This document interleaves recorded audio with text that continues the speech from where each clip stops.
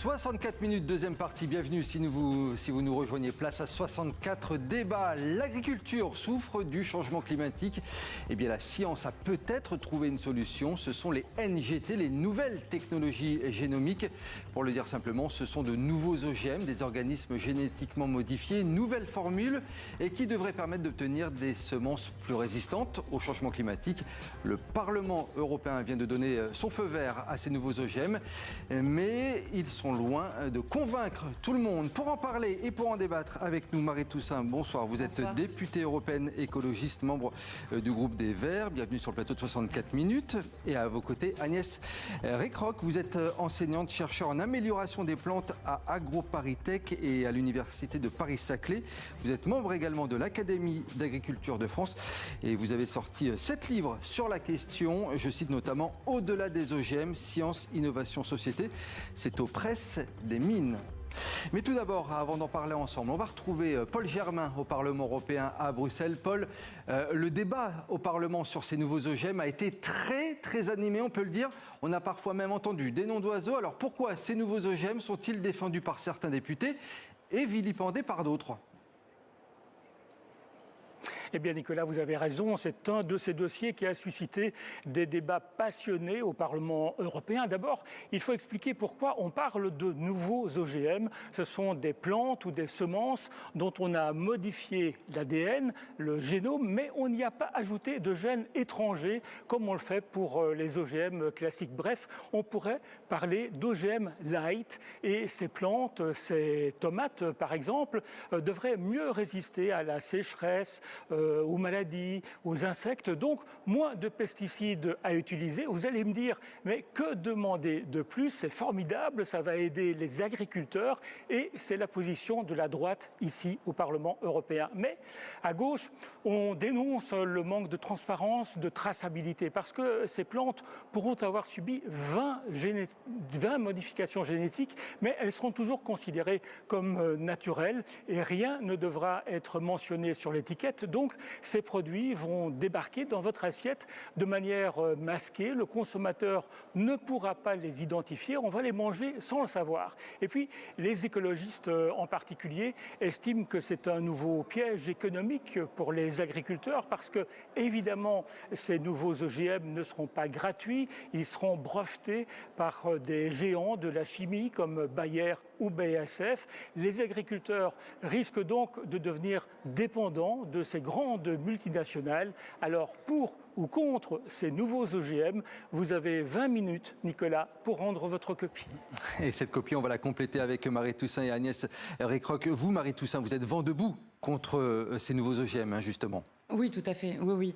Je pense qu'il faut se dire les choses concrètement. On est face à un nouveau cadeau aux plus gros exploitants agricoles, parce que c'est toujours de ça dont il s'agit. C'est comment est-ce qu'on fait des cadeaux aux plus gros pour qu'ils continuent à amasser du profit. Et c'est ce qu'il y a derrière. Et c'est évidemment au détriment tant de la nature que de la santé des populations. En gros, on introduit des nouveaux OGM. Je pense que ça a été bien dit par votre correspondant à Bruxelles et qui ont 3 problèmes majeurs. Le premier, c'est qu'en fait, on va marcher sur les règles relatives à la science. Il y aura moins d'études menées sur chacune de ces espèces de nouveaux OGM, donc on ne saura pas quel sera leur impact. Deuxièmement, il n'y a pas de traçabilité, ça veut dire que ni les consommateurs ni les agriculteurs ne sauront ce qu'il y a dans le champ d'à côté ou dans leur assiette. Et la troisième chose, c'est cette affaire de brevet sur les semences qui est assez dramatique pour tous les paysans et les paysannes de notre continent qui essayent pourtant de se débrouiller avec leurs propres semences. Agnès Récroc, vous êtes d'accord avec Marie Toussaint ou vous êtes un petit peu plus nuancée ? Alors j'apporterai d'abord une précision, c'est qu'il y a 2 types de New Genomic Techniques, de techniques génomiques, NGT1, NGT2. Les GMO-like, c'est autre chose. Donc le terme de nouveau OGM n'est pas approprié pour la première catégorie. C'est celle où on va retrouver des variétés pour lesquelles on a fait une modification génétique très précise qui aurait pu se produire dans la nature par l'évolution, par hasard, ou bien par une pression dans une serre, par exemple. Donc c'est ce qui se rapproche le plus de la nature, c'est NGT1, c'est ça. Et ensuite, il y a les NGT2, c'est ce qui pose le plus de problèmes. Alors, qui poserait plus de problèmes en tout cas, elles sont considérées comme des OGM dans le sens où on ajoute de l'ADN, un gène exogène. Mais dans la catégorie 1, on peut aussi ajouter un gène. Mais ce gène-là, s'il appartient au pool génique, c'est-à-dire c'est un ensemble d'espèces qui se croisent naturellement, comme on peut le voir dans ce champ-là à l'écran, naturellement, le législateur, le scientifique considère que ça aurait pu se faire aussi dans la nature ou dans une serre. Donc là encore, on peut ajouter un gène dès lors qu'il appartient à ce type d'espèces qui se croisent naturellement. Donc ces plantes-là ne seront pas NGT1, ne seront pas étiquetées pour quand elles seront cultivées et dans l'assiette du consommateur.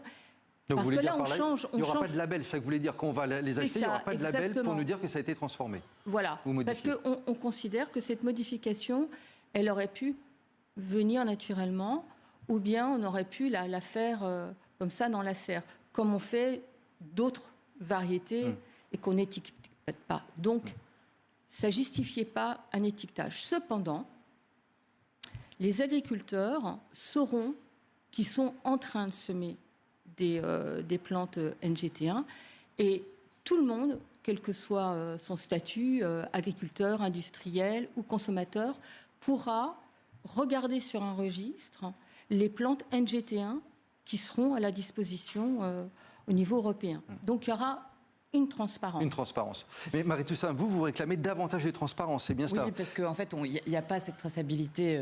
Je veux dire, si on va sur un registre en ligne, peut-être qu'on peut trouver, mais en fait, il n'y a pas cette obligation. On s'était battu pour ça au Parlement européen, pour que ce soit inscrit à chaque fois. Pour être très concret, si par exemple j'achète quelque chose, un aliment de ce type demain, je ne saurais pas si effectivement... Ne pas. À aucun moment donné. Non, vous ne le saurez pas. Non. Ce ne sera pas vous réclamiez justement que ce soit Bien sûr, mieux tracé. On réclamait à ce qu'il y ait une parfaite transparence déjà dès les champs, pour que un paysan bio, par exemple, il se débrouille, il se dépatouille, c'est difficile pour lui de préserver ses champs, des engrais chimiques, des pesticides, de répondre au cahier des charges bio. Mais si dans le champ d'à côté, déjà on met des pesticides, déjà ça vient sur ses champs, mais il le sait. Il peut essayer de se protéger un peu. Si ce sont des nouveaux OGM, eh bien ça ne vient pas. Et il y a une deuxième petite nuance que j'aimerais faire, parce que cette catégorification qu'a présentée Mme Grécoq, elle est inscrite dans la loi d'ailleurs, mais juste quand on va jusqu'à 20 modifications, ça veut dire qu'on pousse un peu le bouchon. Et d'ailleurs, la Cour de justice l'a dit, non pas à une, mais à deux reprises, d'abord en 2018, puis en 2023, ce ne sont pas des non-OGM, ce sont bel et bien des OGM où on vient traficoter le vivant.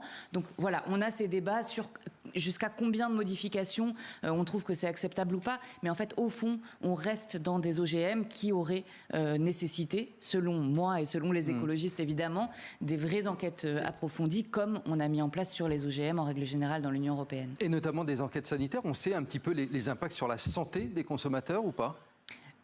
En fait, on va être face à un problème parce que ces catégories NGT1 vont pouvoir faire abstraction de toutes les études sanitaires. Enfin, je veux dire, il faut bien comprendre la position de l'Union européenne sur les OGM, on va dire ancienne version. C'est une position, c'est pas une position d'interdiction de principe, c'est pas une position dogmatique. C'est de dire, il faut qu'on aille faire des études approfondie pour savoir quels seront les impacts. Et donc ça, on le réclamait aussi sur toutes ces nouvelles catégories de plantes qui vont arriver, et on n'aura pas les études sanitaires et environnementales. Donc j'espère que la plupart d'entre elles auront très peu d'impact. Mais enfin, s'il y en a, on va se retrouver dans une situation qui est irréversible, parce qu'une fois que c'est partout dans la nature, c'est partout dans la nature, on ne saura pas revenir dessus. Donc il faut prier pour que les apprentis sorciers ne nous mettent pas en danger. Agnès Ricroc, quels sont les avantages en revanche de ces nouvelles formules? Je vais prendre un cas concret. C'est par rapport aux champignons qui ravagent actuellement les bananeraies de Guadeloupe et de Martinique. Là, par contre, les producteurs locaux, ils demandent justement, c'est effectivement ces NGT, puisque ça permettrait de modifier et donc de combattre ce champignon. Là, on est dans une application concrète, on va dire, positive de ce qui pourrait se passer sur le terrain. Il faut que de toute manière, les applications soient positives. Puisque les agriculteurs et les agricultrices vont les utiliser. Ils ne vont pas les utiliser comme ça pour le plaisir. Il faut qu'il y ait un consommateur ou une consommatrice qui l'achète in fine. On est dans un changement, un dérèglement climatique de longue durée avec des effets intenses, inédits, qui impactent la sécurité et la souveraineté alimentaire. on a besoin de moins utiliser des produits phytosanitaires parce qu'ils peuvent contribuer à l'émission des gaz à effet de serre qui contribuent au dérèglement climatique. Vous savez très bien qu'il y a du stress hydrique. Donc, on a des nouvelles maladies. On a des nouveaux ravageurs qui arrivent à cause de ce dérèglement.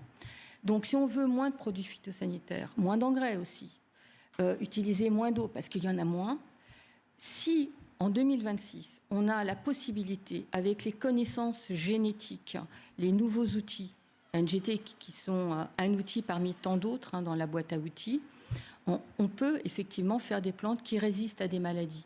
Donc vous avez cité la banane, mais il peut y avoir aussi le blé, le maïs, le soja, la tomate. Toutes les plantes, de toute manière, qui sont soumises à ces agressions-là, on recherche, et ça c'est depuis des décennies, avec toutes les techniques d'amélioration des plantes, avoir des plantes qui résistent à ces maladies-là. Donc là, il y en a qui sont prêtes. Marie Toussaint, quand on entend ce que nous dit Agnès Ricroc, on peut voir que la science est parfois l'amie de l'écologie en fait. Oui, bien sûr, et heureusement. Mais encore une fois, le sujet, c'est pas une opposition dogmatique ou de principe, c'est pour vraiment soulever le couvercle et aller voir ce qui se passe. Mais vous donnez l'exemple, et c'est bien parce que c'était celui que je voulais utiliser, des producteurs de bananes en Guadeloupe et en Martinique. Bon, en Guadeloupe et en Martinique, qui revendique... Excusez-moi. Qui revendiquent ces nouveaux OGM pour les bananes, ce sont les grands propriétaires, ce qu'on appelle les béquets, les descendants des esclavagistes, qui font face aujourd'hui, certes, à des contaminations nouvelles, à des épidémies, voilà, des affections nouvelles sur leurs espèces, mais qui ont utilisé le chlordécone dans le passé, qui utilisent encore beaucoup de pesticides, qui veulent épandre par drone de l'acétamipride. Et vous avez à l'inverse des petits producteurs, qui sont plutôt du côté des descendants d'esclaves, qui essayent de faire un peu autrement, de faire plus respectueux de la nature et qui ne veulent absolument pas de ces nouveaux OGM. Et le problème, c'est qu'au-delà du fait que ces nouvelles graines vont être achetées évidemment par les plus gros pour faire une production industrielle qui va totalement à l'encontre du rythme des écosystèmes de ces territoires. Au-delà de ça, le paysan qui va lui-même essayer, en croisant des bananes par exemple, de trouver une façon de mieux résister au dérèglement climatique, à la perte en eau et à tout ce dont on a parlé jusque-là, eh bien, il ne va plus pouvoir s'occuper de ses propres semences parce qu'il suffit qu'il y ait un brevet qui soit déposé dessus pour qu'il ne puisse plus l'utiliser lui, qu'il soit obligé de l'acheter. Donc vous vous rendez bien compte qu'en fait c'est une véritable manière d'étouffer toute la capacité des petits producteurs, que ce soit en Guadeloupe, en Martinique, en Hexagone ou ailleurs, de pouvoir eux-mêmes porter des nouveautés. On a aujourd'hui des certificats d'obtention végétale qui protègent les paysannes et les paysans et qui vont devenir totalement obsolètes. Ce que vous dites, Marie Toussaint, c'est que ça va profiter principalement en grand groupe, c'est ça aussi que vous dénoncez ? Aux grands groupes industriels, tout à fait, qui n'essayent pas de faire face autrement au dérèglement climatique. Parce que Mme Ricroc a raison. Là, on a le dérèglement climatique, la pollution chimique, les engrais. Il faut qu'on en sorte. Il faut qu'on trouve des manières de le faire. La question, c'est bien comment. Et c'est le choix qu'a fait l'Union européenne la semaine dernière que je critique beaucoup. Oui. Agnès Ricroc, que l'on comprenne bien, à quel niveau du maillon de la chaîne va être décidé de mettre en place ces NGT dans l'ensemble du maillon de l'alimentation ? Alors, d'abord, ce que je voudrais préciser, c'est que les variétés seront toujours protégées par le certificat d'obtention végétale en Europe. On n'a pas le droit de breveter une variété. On peut breveter, il y a une directive là-dessus, une modification génétique. Et l'INRA l'avait fait dans les années 90. Donc, voilà, le certificat d'obtention végétale ne permet pas de breveter une variété, que les choses soient claires. Alors, comment les NGT vont s'inscrire dans cette chaîne-là ? Les agriculteurs, les agricultrices, ils auront le choix, dans le catalogue européen et français, de choisir la variété qui leur convient dans leur terroir. Donc c'est l'agriculteur qui va dire « je prends une espèce avec une variété, des NGT ». Oui, par exemple, s'il y a une variété qui résiste à un stress hydrique ou, comme vous l'avez fort bien dit, à une maladie très prégnante, qu'il a cette disposition-là, cette variété-là, il peut tout à fait la cultiver. Elle sera inscrite comme NGT1. Là, il y a, comme je vous l'ai dit, un registre. On pourra aller regarder comment ça a été réalisé. Si c'est NGT2, là, c'est comme un OGM avec une procédure un petit peu plus allégée. Et dans ces cas-là, il y a des mesures qu'on sait très bien mettre en place avec des distances entre un champ qui ne contient pas une plante transgénique. Agnès Ricroc, j'imagine, je me mets à la place des téléspectateurs, qui peuvent se dire j'ai peur de ce que je vais servir par exemple à mes enfants ou de ce que je vais manger demain dans mon assiette, ce qu'il va y avoir. Est-ce que vous êtes comment on peut faire pour les rassurer justement? Oui, mais je veux dire, moi aussi je suis concernée, j'ai pas envie de tomber malade. Il y a d'énormes procédures sanitaires et environnementales vis-à-vis de la toxicité humaine et animale. On ne met pas sur le marché une variété quelle qu'elle soit, quelle que soit la technique, et encore plus si c'est une plante transgénique, des plantes qui n'ont pas été évaluées. D'accord ? Et nous avons au niveau européen, à Parme, l'EFSA, qui est l'autorité qui mesure les effets de toxicité. Donc c'est une agence, si vous voulez, sanitaire européenne, qui vérifie. Donc, il y aura une traçabilité à un moment donné. Forcément. On ne met pas, quelle que soit la variété, que ce soit un hybride F1, une variété population, pas rentrer dans le détail, des techniques, ou bien avec une modification. Je voudrais juste revenir sur les 20 nucléotides. Vous savez qu'à l'échelle d'un génome, c'est pas beaucoup. Et souvent, c'est une seule lettre qu'on va changer. Donc, c'est une seule modification. Je veux juste quand même dire que c'est justement ça le problème avec ce nouveau texte. C'est qu'il n'y aura pas toutes ces évaluations dont Mme Rickrock vient de parler. Je crois que c'était vraiment l'ambition de la Commission européenne, qui par ailleurs, je le rappelle, à l'époque, quand elle a présenté ce texte, disait on présente d'un côté un texte pour réduire l'utilisation des pesticides et de l'autre le texte sur les nouveaux OGM dans un espèce de deal donnant-donnant avec les agriculteurs. La réalité aujourd'hui, c'est qu'elle est en train de libéraliser complètement les pesticides qui auront des permis d'exister ad vitam aeternam, alors que normalement on demandait des évaluations scientifiques régulières, et qu'en plus de ça, elle autorise la mise sur le marché de tout un tas de nouveaux produits de plantes OGM, puisque encore une fois c'est la Cour de justice qui l'a dit, ce ne sont pas les écologistes, mais voilà, et qui vont être placés sur le marché. Mais d'ailleurs un certain nombre de médecins et de scientifiques ont pris la parole ensemble dans les médias à de nombreuses reprises ces dernières semaines pour rappeler qu'en fait on n'avait pas la pleine maîtrise et qu'on ne savait pas exactement où ça allait aller. Et donc c'est bien ça le sujet, c'est qu'on va placer sur le marché des produits qui sont extrêmement inquiétants. Et je rappelle aussi que les perturbateurs endocriniens, que les polluants éternels sont encore autorisés, que les processus mis en place peinent un peu quand même à montrer leur efficacité. Merci beaucoup Marie Toussaint et merci à vous Agnès Rickrock pour ce débat passionnant. Merci 64 débats, merci à vous. Merci.